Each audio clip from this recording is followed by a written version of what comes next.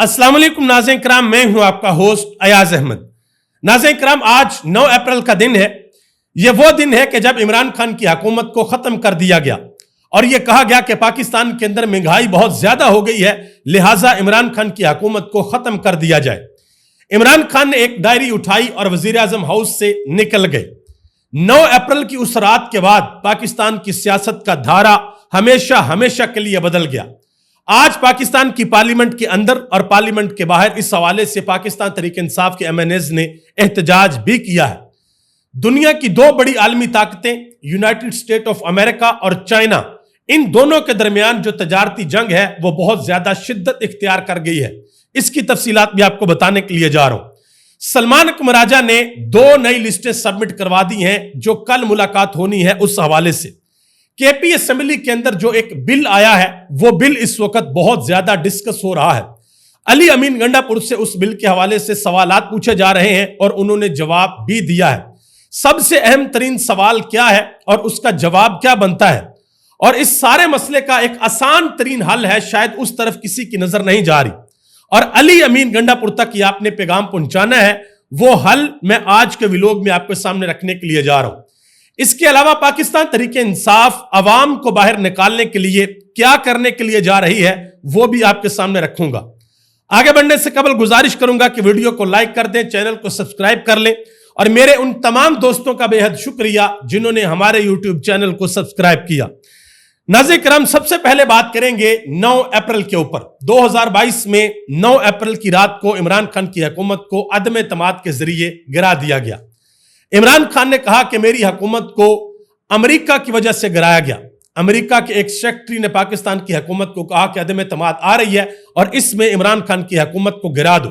अगर नहीं गिराओगे तो आपको भुगतना पड़ेगा और अगर गिरा दोगे तो आपकी सारी गलतियों को माफ कर दिया जाएगा। यह वो साइफर था जिसके बारे में इमरान खान ने पाकिस्तान की आवाम को बताया। नाज़रीन किराम, इमरान खान की हुकूमत तो गिर गई, लेकिन उसके बाद पाकिस्तान के अंदर बड़े अहम तरीन लोग, पाकिस्तानी मीडिया के बड़े बड़े लोग, उन्होंने बहुत से अंदाजे लगाए, लेकिन वो सारे के सारे अंदाजे एक एक करके रद्दी की टोकरी के अंदर चले गए, या यूं कह लें कि वो एक गटर के अंदर बह गए। ये अंदाजा लगाया गया कि इमरान खान का इक़्तिदार खत्म हुआ है तो इमरान खान अब खत्म शुद्ध। यह अंदाजा लगाया गया कि इमरान खान कुर्सी का लालची है, यह कुर्सी दोबारा हासिल करने के लिए कॉम्प्रोमाइज करेगा, यह डील करेगा। जब इमरान खान के ऊपर कातिलाना हमला हुआ तो यह कहा गया कि इमरान खान डर जाएगा, अब इमरान खान बाहर नहीं निकलेगा। जब इमरान खान को गिरफ्तार किया गया तो यह अंदाजा लगाया गया कि इसने तो अपनी जिंदगी बड़ी ऐशो इशरत के अंदर गुजारी है, शहजादों वाली जिंदगी गुजारी है, लिहाजा यह बंदा तो एक हफ्ता भी जेल नहीं काट सकेगा। कुछ तो माशाल्लाह ऐसे ऐसे लोग भी थे कि जिन्होंने इमरान खान के ऊपर यह इल्जाम लगाया हुआ था कि इमरान खान नशा करता है, यह नशे के बगैर 4 रातें भी जेल के अंदर नहीं रह सकेगा। लेकिन इमरान खान का अज़म, इमरान खान की हिम्मत और इमरान खान की इस्तकामत, एक एक दावा और अंदाजा इमरान खान ने गलत साबित करके दिखाया। इमरान खान के ऊपर साइफर केस हुआ, इद्दत केस हुआ, तोशाखाना का केस हुआ, अल-कादर ट्रस्ट केस हुआ, अब तोशाखाना 2 चल रहा है और 9 मई के केसेस भी चल रहे हैं। लेकिन इमरान खान ने आज तक किसी किस्म की कोई डील नहीं मांगी। पाकिस्तान की आवाम ने माजी के अंदर नवाज शरीफ को देखा, आसफ अली जरदारी को देखा, बेनजीर भुट्टो को देखा। ये सब इक़्तिदार के अंदर आते थे, मुश्किल वक्त आता था, डील करके मुल्क से बाहर जाते थे और डील करके दोबारा मुल्क के अंदर वापस आ जाते थे, निकाले जाते थे, वापस आते थे, निकाले जाते थे, वापस आते थे। लेकिन किसी को यह अंदाजा नहीं था कि 9 अप्रैल की रात के बाद पाकिस्तान के अंदर यह धंधा हमेशा हमेशा के लिए बंद हो जाएगा। यानी कि जिसकी हुकूमत गिराई गई है वो किसी भी सूरत कोई डील, कोई कंप्रोमाइज नहीं करेगा। इमरान खान ने यह कर दिखाया और आज भी इमरान खान को 610 दिन हो गए हैं अडयाला जेल के अंदर। आज भी इमरान खान अपने मौकफ के ऊपर डट के खड़े हैं कि किसी भी सूरत अपनी कौम से जो मैंने वादा किया हुआ है उसके ऊपर कोई कंप्रोमाइज नहीं करूंगा। नाज़रीन किराम, ये वो सारी की सारी बातें थी जो 9 अप्रैल के ज़िमन में मैंने आपके सामने रखी हैं। आज जो कुछ हुआ उसके ऊपर बात करते हैं। आज पार्लियामेंट के अंदर पाकिस्तान तहरीक-ए-इंसाफ के जो MNAs हैं उन्होंने पार्लियामेंट के अंदर भी एहतजाज किया 9 अप्रैल के हवाले से कि ये यौम स्याह है, और पार्लियामेंट के बाहर भी एहतजाज किया। और कल जो दिन गुजरा है उस दिन भी आपको पता कि पाकिस्तान तहरीक-ए-इंसाफ के पार्लियामेंटेरियंस अलीमा खान से इजहार यकजहती करने के लिए अडयाला जेल के बाहर एहतजाज करने के लिए पहुंचे थे। ٹھیک ہے. بہت سے لوگ کہہ رہے ہیں کہ جس طریقے سے علیمہ خان کا ساتھ دینا چاہیے تھا اس طریقے سے انہوں نے ساتھ نہیں دیا, اور بہت سے لوگ یہ کہہ رہے ہیں کہ یہ بھی بہت بڑی کامیابی ہے کہ یہ لوگ نکل کر ایٹ لیسٹ وہاں پر پہنچ گئے. آگے آ جائیں جی, ایک اور خبر ہے عالمی دنیا سے. یونائٹڈ اسٹیٹ آف امریکہ اور چائنا, ان دونوں کے درمیان تجارتی جنگ ایک شدت اختیار کر گئی ہے. امریکہ نے پوری دنیا کے اندر جہاں جہاں سے امریکہ کے اندر چیزیں بکنے کے لیے آتی ہیں, امریکہ نے ان ملکوں کے اوپر ٹیرف عائد کر دیا, ایک ٹیکس عائد کر دیا, اور پھر امریکہ کو لوگوں نے جواب بھی دیا. چائنا نے امریکہ کے 104% ٹیرف کے جواب میں 84% امریکن مصنوعات کے اوپر ٹیرف لگا دیا ہے, اور چائنا نے یہ واضح طور پر جواب دیا ہے کہ اس تجارتی جنگ میں امریکہ ہمیں شکست نہیں دے سکتا, ہم اس کا مقابلہ کریں گے. اس کے علاوہ یورپی یونین نے بھی امریکہ کے خلاف جوابی ٹیرف لگانے کی منظوری دے دی ہے. تو ہو سکتا ہے کہ ڈونلڈ ٹرمپ کو اپنا یہ فیصلہ واپس لینا پڑے یا پھر نیگوشیٹ کرنا پڑے, مذاکرات کرنا پڑے, کیونکہ اس طریقے سے تو معاملات نہیں چلیں گے. جب سے ڈونلڈ ٹرمپ نے اعلان کیا ہوا ہے دنیا بھر کی جتنی بھی بڑی بڑی سٹاک مارکیٹس ہیں وہ کریش کر گئی ہیں. لوگوں کو بلینز آف ڈالر کا نقصان ہو چکا ہے صرف ڈونلڈ ٹرمپ کے اس ایک فیصلے کی وجہ سے. لیکن ڈونلڈ ٹرمپ یہ کہتا ہے کہ ٹیرف عائد کرنے کے لیے, ٹیرف جیسے میں نے عائد کیا اس کے بعد ہر روز امریکہ کو $2 ارب مل رہے ہیں. لیکن دوسری طرف ایک اور چیز میں آپ کو بتا دوں, ایلون مسک جو کہ ڈونلڈ ٹرمپ کے ساتھ ہیں, ایلون مسک کی جو کمپنی ہے اس کی گاڑیاں سب سے زیادہ دنیا میں چائنا کے اندر خریدی جاتی ہیں. تو جب ایلون مسک کی گاڑیاں چائنا کے اندر جائیں گی, چائنا ان کے اوپر ٹیکس لگائے گا تو ایلون مسک کی چیخیں تو پھر نکلیں گی. تو یہ معاملات آنے والے دنوں میں سیٹل ڈاؤن ہو جائیں گے, اس کے اوپر مذاکرات ہونے چاہیے اور امید ہے کہ ہو جائیں گے. پاکستان کی مارکیٹ بھی اس سے بہت زیادہ افیکٹ ہوئی ہے. ڈونلڈ ٹرمپ نے ایک اور بیان دیا ہے, کہتے ہیں کہ کچھ لوگ مجھے یہ کہہ رہے ہیں کہ آپ جو چاہیں ہم کرنے کو تیار ہیں, لیکن آپ ہمارے ساتھ بس ذرا ڈیل کر لیں, جو آپ کہیں گے, آپ ہمارے مائی باپ ہیں, جیسے آپ کہیں گے ہم ویسے کریں گے, بس امریکہ ہمارے ساتھ ڈیل کر لے. اور حیران کن طور پر ڈونلڈ ٹرمپ کا یہ بیان پاکستان کے سوشل میڈیا کے اوپر بہت زیادہ وائرل ہو رہا ہے, اور لوگ اس پہ بات کر رہے ہیں کہ شاید پاکستانی حکومت کچھ ایسا ڈونلڈ ٹرمپ کو کہہ رہی ہے. اس حوالے سے ابھی تک کوئی بھی مصدقہ اطلاعات نہیں ہے, اگر ہوئی تو انشاءاللہ آپ تک ضرور پہنچاؤں گا.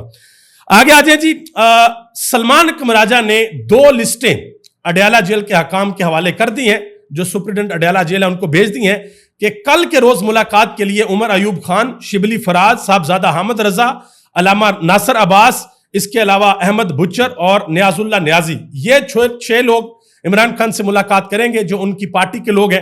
اس کے علاوہ جو فیملی ہے ان میں علیمہ خان, نورین خان, ڈاکٹر عظما خان اور قاسم زمان, یہ لوگ جائیں گے اور ملاقات کریں گے. اب دیکھنا یہ ہے کہ کل پھر ملاقات کروائی جاتی ہے یا نہیں کروائی جاتی, یا اپنے جو منظور نظر لوگ ہیں ان کو صرف اڈیالہ جیل کے اندر بلایا جاتا ہے. بیرسٹر گور علی خان کل جاتے ہیں یا نہیں جاتے, علیمہ خان کو اگر دوبارہ نہیں ملنے دیا جاتا تو تحریک انصاف کا آگے کیا لاہ عمل ہوگا, یہ کل کے دن میں پتہ چلے گا. اور جو کے پی اسمبلی کا بل ہے اس کے حوالے سے اہم ترین تفصیلات میں آپ کے سامنے رکھنے کے لیے جا رہا ہوں کہ اس پر جو سوشل میڈیا کے اوپر باتیں ہو رہی ہیں, تحریک انصاف کی قیادت کے اوپر جو تنقید ہو رہی ہے وہ کیوں ہو رہی ہے, اس کا حل کیا ہے, وہ بھی میں آپ کو بتاتا ہوں. اچھا, نصرت جوید نے ایک بڑی اہم بات کی ہے. انہوں نے کہا کہ منگل کا جو دن ہے وہ وقف ہے کہ اس دن فیملی ملاقات کرے گی, لیکن علیمہ خان کی ملاقات نہیں کروائے گی. انہوں نے کہا کہ حکومت کی یہ کوشش ہے کہ علیمہ خان ہائی کورٹ کے اندر جائیں اور وہاں پر جا کر پٹیشن دائر کریں, اور حکومت کے پاس شاید کچھ ثبوت ہیں, وہ ثبوت رکھنا چاہیں گے عدالت کے سامنے کہ علیمہ خان کی وجہ سے جو سوشل میڈیا کے اوپر طوفان برپا ہوتا ہے اس کی وجہ علیمہ خان ہے. تو نصرت جوید نے یہ بھی کہا کہ پہلے جب ہائی کورٹ کے اندر کیس لگا تھا, جس وقت یہ کنڈیشن لگائی گئی تھی کہ بھائی کوئی بھی اڈیالہ جیل سے باہر نکل کر پریس کانفرنس نہیں کرے گا, تو اس وقت وہ سارا کچھ رکھ دیتے. آخر میں انہوں نے ایک بڑی اہم بات کی ہے. انہوں نے کہا کہ بیگم نصرت بھٹو صاحبہ جس وقت ذوالفقار علی بھٹو سے ملاقات کرنے کے لیے جاتی تھی تو 2 کتابوں کا مواد وہ لے کر جا سکتی تھی, ان کو اجازت تھی. انہوں نے کہا کہ آج تو 2025 ہے اور ایسی چیزوں کو روکا نہیں جا سکتا. انہوں نے بات کیا کہ ان چیزوں کو آپ روک نہیں سکتے کہ کوئی جا کر ملاقات, ویسے بھی علیمہ خان جا کر ملاقات کرتی ہیں, وہ اسی وقت باہر نکل کے سارا کچھ بتا دیتی ہیں کہ عمران خان نے کیا کہا ہے. اس کے علاوہ جی پاکستان تحریک انصاف 10 اپریل کو نشتر ہال پشاور کے اندر کنونشن کرنے کے لیے جا رہی ہے. 11 اپریل کو سوات کے اندر جلسہ ہے جس سے مراد سعید خطاب کریں گے, اور 11 اپریل کو ہی مردان کے اندر ایک بہت بڑا کنونشن ہونے کے لیے جا رہا ہے. تو یہ پاکستان تحریک انصاف جو ہے مومنٹم بنا رہی ہے اپنے کارکنان کے اندر کہ لوگوں کے اندر مومنٹم ہو, تاکہ کل کو اگر کوئی احتجاجی تحریک چلے تو اس کے بعد پھر جو ہے لوگ جو ہے وہ بڑی تعداد میں باہر نکلے. آگے آ جائیں جی. کے پی اسمبلی کے اندر جو بل پیش ہونے کے لیے جا رہا ہے اس کے اوپر بحث بھی ہوگی. بہت سے لوگ اس کے اوپر اعتراض کر رہے ہیں, پاکستان تحریک انصاف کی قیادت کے اوپر تنقید کر رہے ہیں. جو تحریک انصاف کے نوجوان ایم این ایز ہیں اور ایم پی ایز ہیں, شاہد کھٹک, مینا خان افریدی, سہیل افریدی, ان کے اوپر بھی تنقید ہو رہی ہے. اس کا ایک آسان ترین حل ہے. عمیر نیازی صاحب نے ایک بات کہی ہے.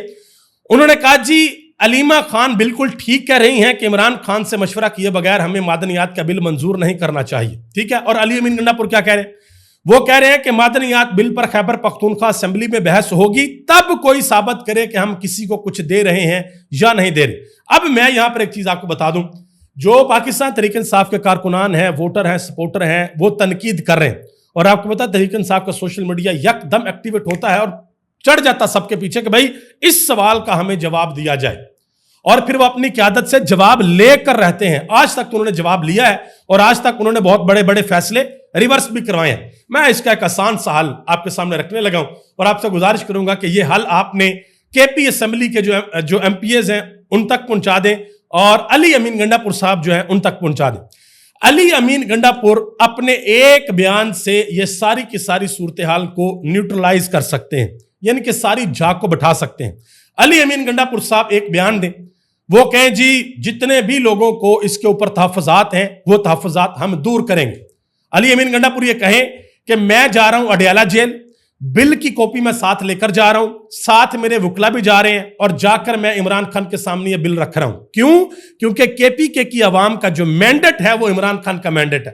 عمران خان کو جا کر کہوں گا کہ آپ کا صوبہ ہے اور آپ نے مجھے وزیر اعلیٰ بنایا ہے, یہ بل ہم پاس کرنے لگے ہیں, یہ اس بل کی شکیں ہیں, اس بل سے میرے صوبے کی عوام کو یہ فائدہ ہوگا, کیا مجھے یہ بل پاس کرنا چاہیے یا نہیں کرنا چاہیے.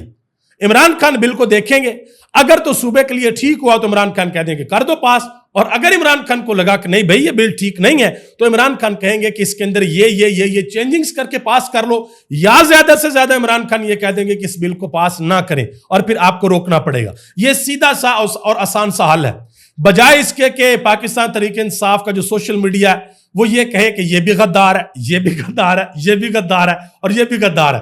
جب سارے کے سارے غدار بن جائیں گے تو پیچھے رہ کون جائے گا بھائی؟ پارٹی تو ساری کے ساری غدار ہو جائے گی, پیچھے کون بچے گا؟ تو یہ بڑی امپورٹنٹ چیز ہے. یہ ایک پاکستان تحریک انصاف کے رہنما ہے یار محمد خان نیازی, انہوں نے ایک ٹویٹر کے اوپر پوسٹ لگائی. انہوں نے کہا جی واٹس ایپ گروپس کے اندر یہ چیز سرکولیٹ ہو رہی ہے کہ مائنز اینڈ منرل بل کابینہ سے پاس ہو چکا ہے, یار محمد خان نیازی کی تصدیق. انہوں نے کہا جی ماشاءاللہ سے واٹس ایپ گروپ میں یہ پیغام بھی شیئر ہونا شروع ہو گئے ہیں, اللہ معافی. یعنی کہ ان کا کہنے کا مطلب کہ میں نے ایسا کچھ نہیں کہا. اب ذرا آگے آ جائیے, میں نے آپ کو بڑا آسان سمجھا دیا کہ علی امین گنڈا پور اس چیز کو بڑے آرام سے نیوٹرلائز کر سکتے ہیں. سلمان قمراجہ سے ایک سوال کیا گیا, ان سے یہ پوچھا گیا جی بیرسٹر علی ظفر نے کہا ہے کہ مجھے عمران خان نے بلایا تھا ملاقات کرنے کے لیے, تو سلمان قمراجہ نے کہا ہے کہ نہیں, عمران خان نے ان کو نہیں بلایا, یہ بیانیہ غلط ہے. جو اندر سے آئے اور باہر آ کر کہے کہ مجھے عمران خان نے بلایا تھا, ایسا کچھ نہیں ہوتا. ایک اور انٹرسٹنگ چیز ہے جی, بیرسٹر گوہر علی خان نے سلمان قمراجہ کو جواب دیا.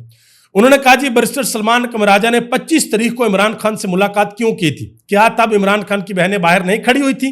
یہ انہوں نے بات کی ہے کہ سلمان قمراجہ کیوں گیا تھا ملنے کے لیے. اچھا, اس میں ایک چیز آپ کو بتا دوں, بیرسٹر گوہر علی خان ہوں یا سلمان قمراجہ ہوں یا کوئی تیجا میجا جو بھی ہو, سب سے اہم ترین سوال یہ ہے کہ عمران خان کی بہنوں کو ملاقات کیوں نہیں کرنا دی گئی.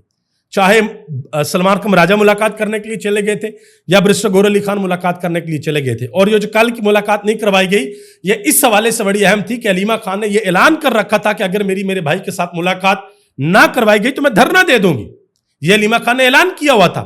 تو میرا خیال ہے کہ اس کے اوپر پاکستان تحریک انصاف کو ورکنگ کرنے کی ضرورت ہے.